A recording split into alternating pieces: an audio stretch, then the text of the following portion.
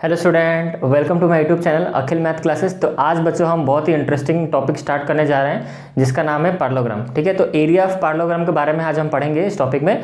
और देखो सब बच्चे बोल रहे सर माइक में थोड़ा साउंड क्वालिटी में प्रॉब्लम और इसलिए देखो मैंने एक माइक लगा लिया है, जो कि एक मैंने ब्रांड न्यू एक माइक खरीदा है। तो अब आपको आवाज़ बहुत क्लियर आ रही होगी। ठीक है, तो चलो इस वीडियो को स्टार्ट करते हैं। तो आज का जो टॉपिक हम स्टार्ट करने वाले हैं वो है आपका पार्लोग्राम। तो पार्लोग्राम के बारे में हम पहले समझेंगे पार्लोग्राम क्या होता है, उसके बारे में कुछ हम प्रॉपर्टीज उसके देखेंगे। उसके बाद मैं आपको एरिया के बारे में समझाऊंगा कि पार्लोग्राम का एरिया कैसा होता है और उसका फॉर्मूला क्या होता है। तो फॉर्मूला में जाने से पहले हम समझते हैं कि पार्लोग्राम है क्या और उसके कुछ प्रॉपर्टीज़ को हम पढ़ेंगे। ठीक है बच्चों, तो चलो इस वीडियो को स्टार्ट करते हैं। तो चलो पहले हम समझते हैं पार्लोग्राम है क्या।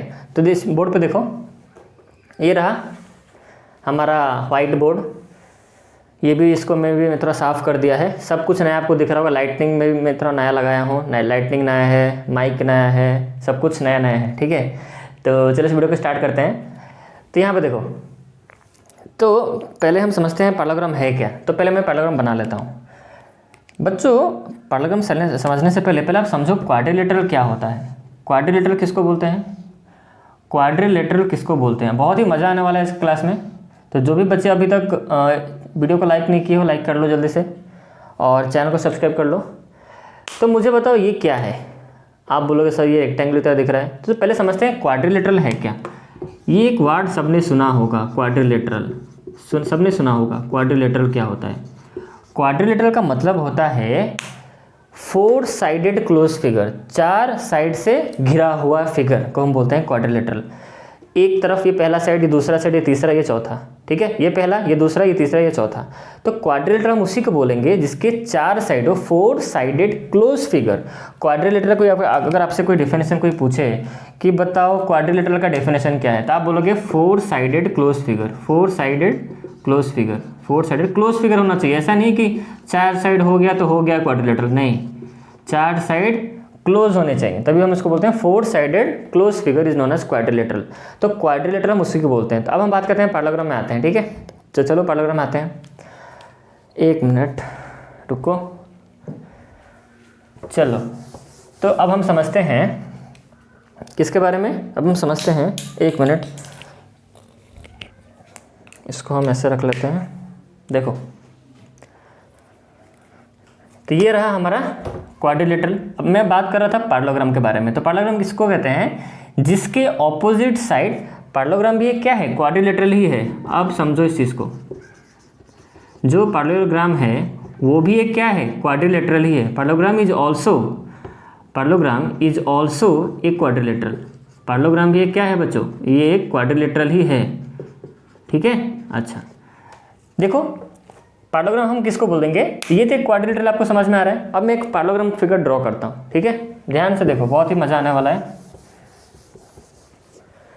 तो पार्लोग्राम भी क्या है? एक क्वाड्रिलेटरल है। कैसे? देखो, तो ये रहा पार्लोग्राम। मैंने यहाँ पे एक साइड ड्रॉ किया, ये रहा, इसको आप ले लो ए, ये बी है।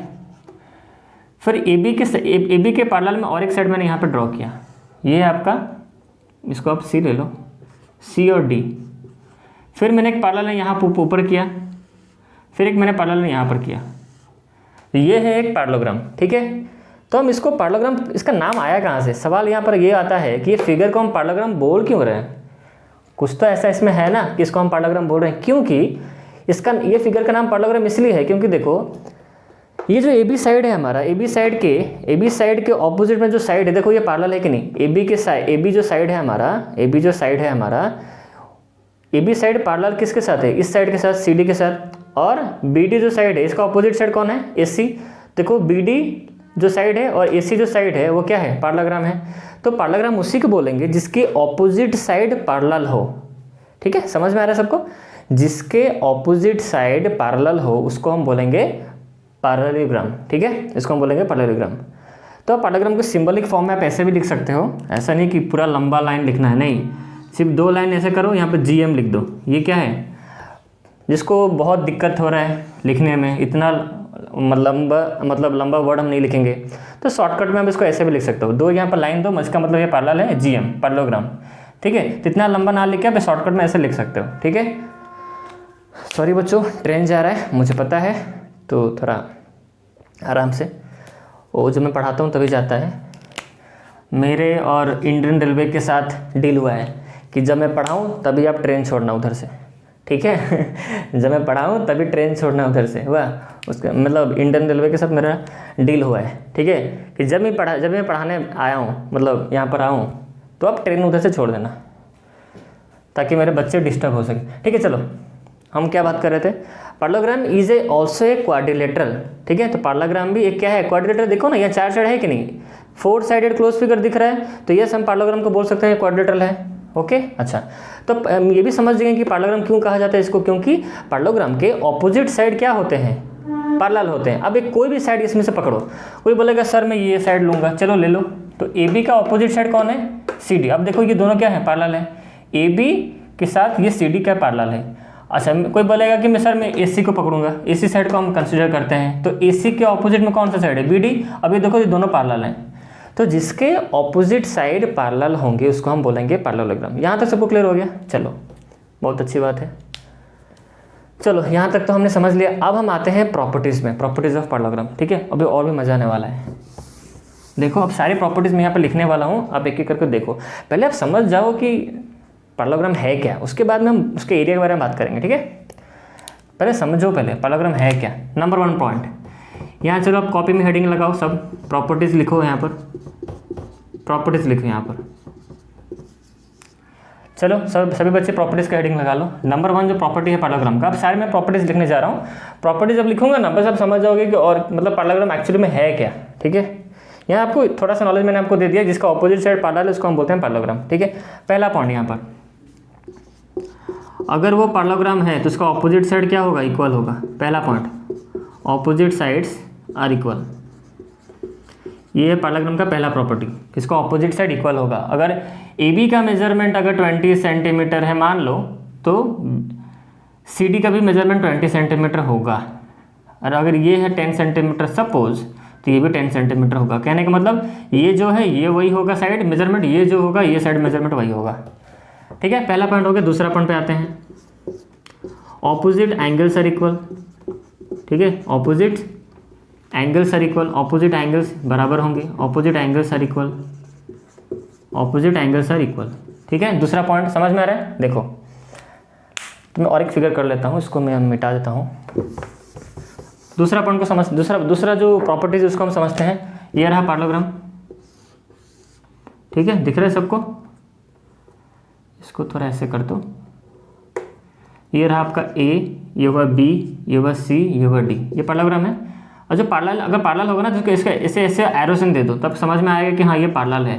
ऐसे दे दो एक एरो साइन, मतलब ऐसे एरो साइन, इससे तो समझ में आता है हाँ इसके साथ ये साइड पैरेलल है, इसके ये वाला साइड इसके साथ पैरेलल है।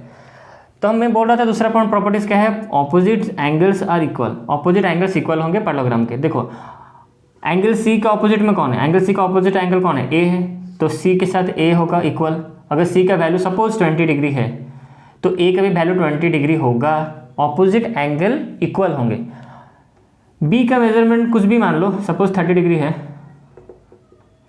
बी का मेजरमेंट मान लो 160 डिग्री है, तो इसका मेजरमेंट भी 160 डिग्री होगा, ठीक है। समझ में, कहने का मतलब opposite angles are equal, opposite angle equal होंगे। एंगल बी बराबर होगा एंगल डी के साथ। और यहाँ पे लिख देता हूँ साइड में, ऑपोजिट साइड से इक्वल मतलब कौन सा साइड, ए बी बराबर होगा डी सी के साथ, और ए सी बराबर होगा, क्या लिखा मैंने, ए बी लिखा है, डी सी लिखा है इक्वल, फिर लिखा मैंने ए डी लिखता हूँ, ए सी तो हो चुका है, ए सी कहाँ गया, ए सी तो डायगोनल छोड़ो। तो ए बी बराबर हो गया डी सी के साथ, और यहाँ पर ए डी इक्वल होगा बी सी के साथ, ठीक है। तो पहला ऑपोजिट साइड से इक्वल। अच्छा एंगल के बारे में जो मैंने कहा था आपसे कि ऑपोजिट एंगल इक्वल होंगे, इसका मतलब एंगल ए जो होगा एंगल सी वही होगा, और एंगल बी जो होगा एंगल डी वही होगा, ठीक है। आप देख लो यहाँ पर ऑपोजिट एंगल क्या होंगे, बराबर होंगे, ये बराबर होगा इसके साथ और ये इक्वल होगा इसके साथ, ठीक है। अच्छा अब हम आते हैं तीसरा पॉइंट, तीसरा प्रॉपर्टी। सारे प्रॉपर्टी समझ लो पहले। तीसरा प्रॉपर्टीज क्या है पैरेललोग्राम का, देखो adjacent angles are supplementary, adjacent angles are supplementary. अब यहाँ पर सवाल आएगा सप्लीमेंट्री सर आपने ये क्या लिख दिया, इतना लंबा वर्ड क्या लिख दिया। देखो सप्लीमेंट्री का मतलब होता है दो एंगल का सम अगर 180 हो तो उसको हम बोलेंगे सप्लीमेंट्री एंगल। आई थिंक सबको पता होगा सप्लीमेंट्री हम किसको बोलेंगे, दो एंगल का सम अगर 180 हो उसको बोलेंगे सप्लीमेंट्री। तो पहले हम समझते हैं एडजेसेंट एंगल क्या है, क्योंकि एडजेसेंट एंगल ही सप्लीमेंट्री होंगे, ठीक है। तो एडजेसेंट एंगल पहले हम समझते हैं, ठीक है। तो एडजेसेंट एंगल किसको कहते हैं, इसको मैं मिटा देता हूँ। एडजेसेंट एंगल पहले हम समझते हैं, ठीक है। चलो ये रहा मेरा पैरेललोग्राम, ठीक है, या ये हो गया ए, ये बी, ये सी, ये डी। मैंने क्या कहा, एडजेसेंट एंगल। तो एडजेसेंट किसको बोलते हैं, देखो ये वाला एंगल, ये वाला एंगल जो है हमारा डी एंगल, इसका एडजेसेंट एंगल कौन होगा, ए होगा और सी होगा, ठीक है। मतलब ए डी एडजेसेंट होंगे, ए डी एडजेसेंट एंगल हमेशा पेयर में रहते हैं, याद रखो। ए डी एडजेसेंट एंगल है और आपका डी सी एडजेसेंट एंगल है, फिर आपका सी के साथ बी होगा एडजेसेंट एंगल। दो एंगल एक ही साइड पे दो एंगल फॉर्मेशन हुए होंगे, ठीक है। पास में, इसके पास में कौन है, अब ऐसे समझ लो, इसके पास में कौन, डी के पास में कौन है, ए भी है और सी भी है। बी तो बहुत दूर में है ना, तो ऐसे जाना है आपको, इस इधर नीचे इस साइड की तरफ या फिर ऊपर की तरफ। तो डी, एंगल डी और एंगल सी आपका एडजेसेंट एंगल है, एंगल डी के साथ एंगल ए होगा, एडजेसेंट होगा। और क्या हो सकता है बताओ, ए डी एडजेसेंट एंगल होगा, डी सी एडजेसेंट एंगल होगा। अच्छा और क्या होगा, ए एंगल ए और एंगल बी होगा एडजेसेंट एंगल, ठीक है। अच्छा एंगल बी और एंगल सी होगा एडजेसेंट एंगल, मतलब ऑपोजिट एंगल नहीं होगा। ऑपोजिट एंगल अब छोड़ दो, उसके इसके साथ जो, अच्छा मतलब सी का ऑपोजिट एंगल कौन है, ए है, तो उसको छोड़ दो और जो भी होगा इसके साथ जो रिलेशन होगा एंगल का, मैं बी के साथ हो या फिर डी के साथ, ए को छोड़ दो, ऑपोजिट इसके ऑपोजिट में जो एंगल उसको आप भूल जाओ। और सी के साथ बचे कौन, बी बचेगा और डी बचे, तो इसके साथ जिसका रिश्ता होगा, बी का रिश्ता या फिर डी का रिश्ता, तो एडजेसेंट ही होंगे, ठीक है। तो आपको समझ में आई थिंक आ गया होगा कि एडजेसेंट किसे कहते हैं, बहुत बच्चों को पता भी होगा।